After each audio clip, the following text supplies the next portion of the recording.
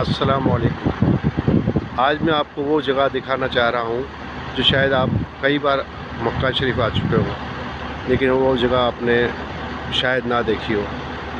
ये वो जगह है जो दौरे जाहिलियत में वो लोग हुज़ूर सल्लल्लाहु अलैहि वसल्लम की आमद से पहले, इस्लाम से पहले ज़िंदा लड़कियों को दफना देते थे।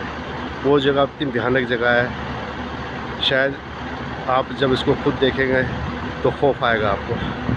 ये जगह हरम शरीफ में आज तक हुदूद में होने के बावजूद कच्ची पड़ी रखी गई है, यानी इसको बना नहीं सकते।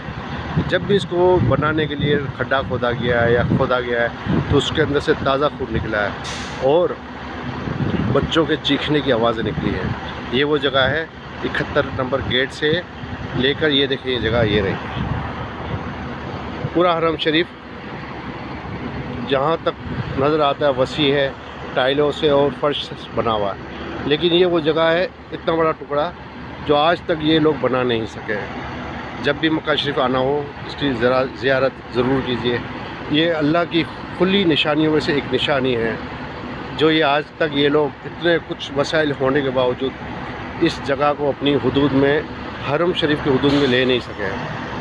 ये जगह 71 नंबर गेट है, उसके चंद मीटर के फासले पर, यानी 100 या 50 मीटर के फासले पर ये जगह होगी जो अभी तक ये लोग बना नहीं सके हैं।